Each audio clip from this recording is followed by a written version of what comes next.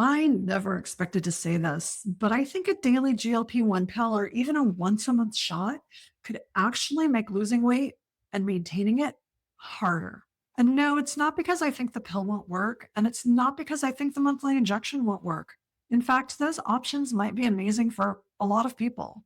The reason I want to keep my weekly shot has almost nothing to do with the medication itself and everything to do with what happens between doses.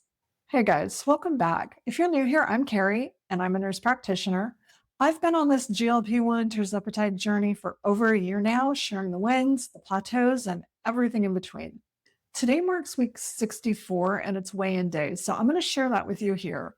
And I also want to talk about why I am not rushing to try out some of the new GLP options that are coming. But let's start off with my stats because I know we all want to compare our numbers. At least I know I always do. I am 55 years old and 5'7" tall. More than 25 years ago, my highest weight was around 265 pounds. On May 2nd, 2025, last year, the day I took my very first dose of Tirzepatide, I weighed at 202.2 pounds.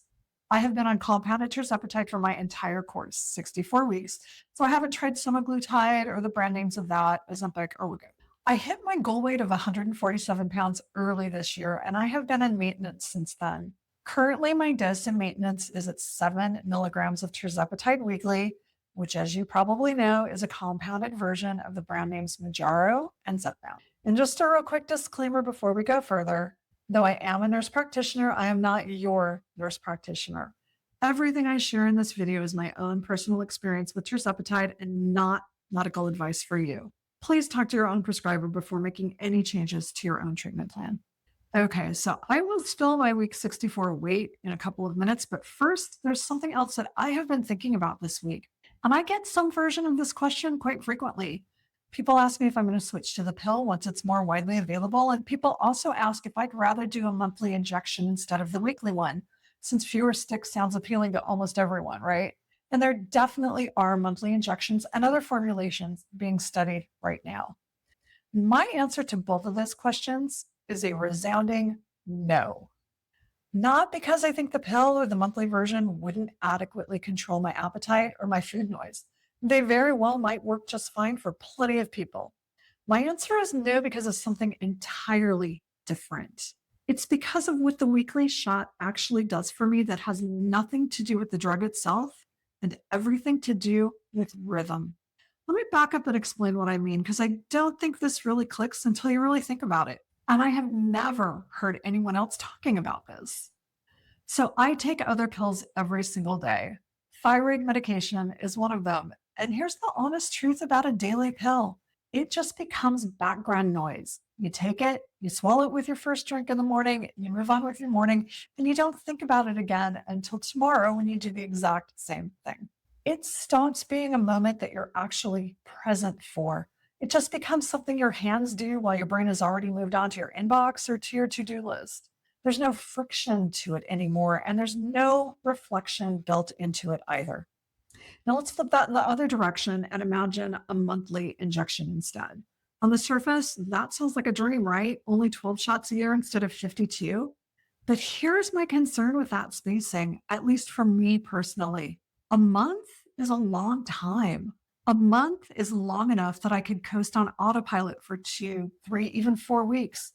I could let takeout become the default instead of the exception.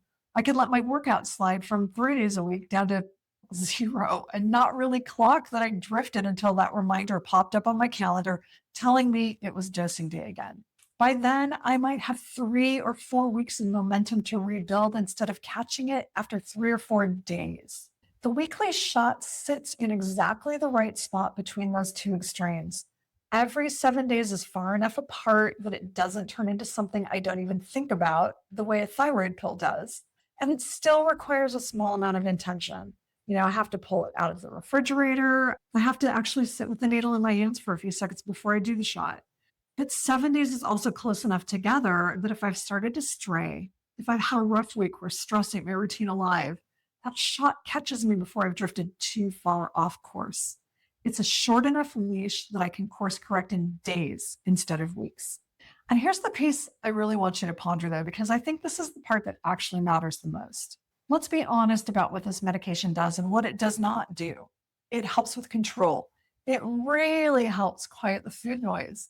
It helps with appetite and it helps with the kind of cravings that used to run the whole show for me, the ones that had me negotiating with myself at 10 o'clock at night. All of that is real and I'm not downplaying any of it. But the medication does not choose my food for me. I still really love the taste of sweet treats. The medication helps me eat less of it when I do choose the junk, but it doesn't automatically choose broccoli instead of chocolate. I still have to choose the healthy food and the protein over the easy and still tasty processed foods. And the medication does not get me outside for a walk. It does not put on my workout clothes and force me out to my total gym for some strength training. I still have to choose the movement, even on the days when I don't feel like it. I still have to choose the sunshine and the fresh air and the walk around the block instead of the couch. The medication does make those choices easier to make, and it's definitely given me the weight loss where the movement is physically easier to do. So it does lower the resistance. But it does not make those choices for me. And I never want to forget that because the day I forget that is the day I start coasting on the drug instead of partnering with it. So every single week when I pull that syringe out and I draw up my injection, it is not just a dose to me anymore. It is a check in. It is me pausing, even if only for a few seconds, and asking myself, honestly, how did this week actually go? Did I show up for myself? Did I move my body? Did I choose real food more often than not? And if the answer is not really, I've got a built in moment right there, a natural reset point to recommit before the next 7 days even start. I don't have to wait for New Year's. I don't have to wait for a Monday or some arbitrary fresh start. I get 52 fresh starts every year built right into my treatment plan, whether I ask for them or not. And before I keep going, I actually want to hear from you on this. Drop it in the comments. Are you on a weekly injection? Have you switched to a daily pill? Are you thinking about the monthly option? And be honest, does the spacing of your dose change how much you think about your habits in between doses? I read every single comment, and I am honestly curious whether this rhythm effect is something other people notice too, or if it's just a me thing. And speaking of conversations happening in the comments, I have realized something over the last year. I really enjoy those discussions in the comments, but I think it would be fun to actually talk with some of you. So I am trying something new. I am starting a monthly Zoom meeting. It's not a presentation or a lecture. There's no sales pitch. It's just a casual conversation for anyone interested in GLP-1 medications, whether you're taking one or even if you're just curious.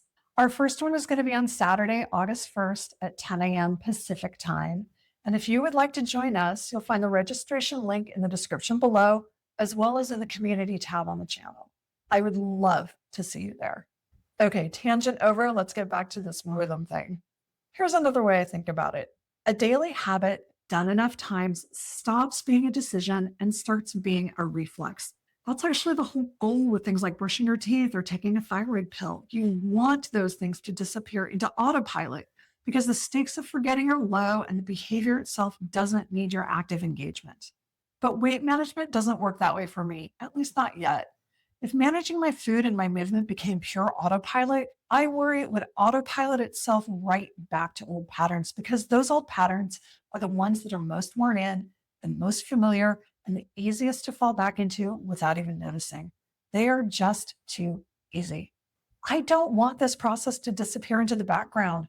I want it to stay just present enough that I am still making conscious choices week after week instead of unconscious ones. And that's really at the heart of this. This is not a medication preference. This is a behavior design choice.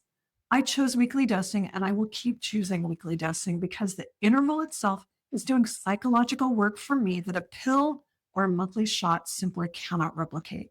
It's not simply about what formulation is more effective at the receptor level.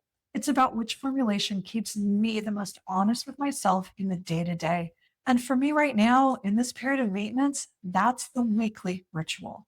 So no matter what else changes in this space, no matter what new formulations or delivery methods come down the pipeline next, daily pills, monthly shots, whatever comes after that, I am keeping my once a week ritual. So for me, it's not about the needle, it's about the rhythm. And that rhythm has become part of how I stay accountable. And speaking of accountability, let's get to my weigh-in for this week. Week 63's weigh-in was a couple days late last week because I was not at home. That's not entirely true. It was a lot more than that. And if you want the full story, go ahead and watch last week's weigh in. But last week I weighed in at 148 and 3/4 pounds. That is right in the middle of my maintenance goal, which is actually a range, not a specific number. My goal is to stay between 145 and 150 pounds. So I'm happy with any week where I land in that range. Today is week 64 on my GLP-1, and today I weigh 147.75 pounds. That is down 1 pound from last week's weigh-in. That pound, I'm sure, is just water fluctuation, so all good. I am still holding steady in my maintenance range. The meds are doing their job, and apparently so am I. And if you're on your own GLP-1 journey, whether you're just starting or you're trying to figure out maintenance like I am, I'd love for you to subscribe and follow along. And I'll see you in the next one. Bye for now.